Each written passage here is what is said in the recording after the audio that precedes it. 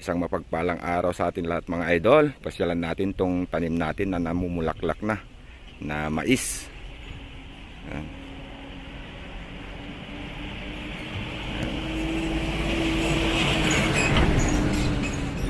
At meron din tayong pwede nang ihawin na tanim dito. Sa banda rito. Ayan. Pasyalan muna natin mga idol. Ayan. Ito, pwede na tadawan. Pero tatapusin muna natin yung trabaho natin na pagha-harvest ngayon dahil pwede na rin yung tanim natin na mais na una natin itinanim. Hina-harvest na natin ngayon mga idol. Ayan, pasyalan lang natin. Pero bago tayo pupunta dun sa mais na aanihin natin, magpapakain muna tayo sa ating mga alagang manok. Ayan. Ayan, pwede na to oh. Ayan, ayan, pwede nang ihawin. Ibig sabihin yung tadaw sa amin mga idol, yung tatanggalan natin ng dahon para mas mabilis matuyo. Ayan. Ayan mga idol oh. Pero ito, namumulaklak na itong baba nito. At may bunga na rin na lalabas mga idol dahil namumulaklak na. Ayan. Ito, tinaniman natin na itong huli. Hindi talaga sana pwedeng taniman ng mais to dahil palaging hindi maayos yung tubo at paglaki. Yung unang nagtanim, si Papa. Kaya hindi niya tinataniman dati.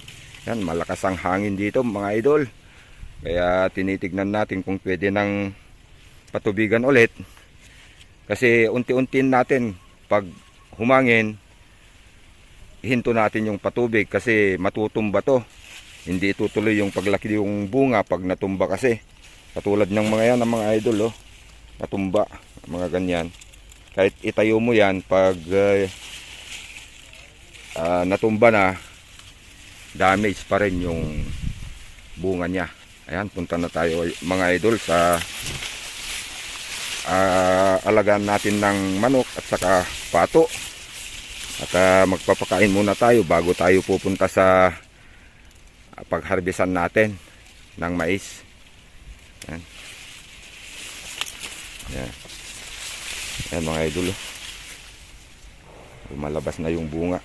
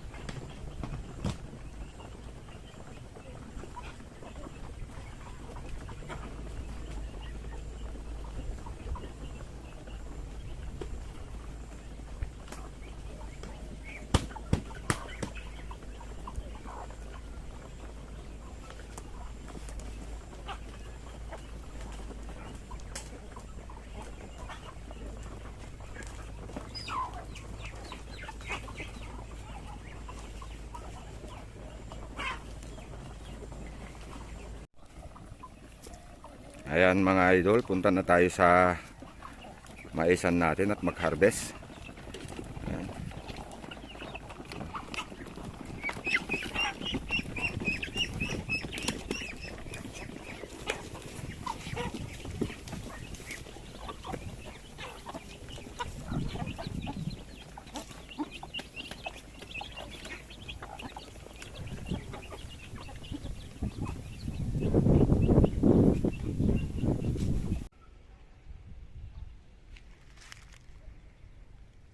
Yan mga idol, harvest time.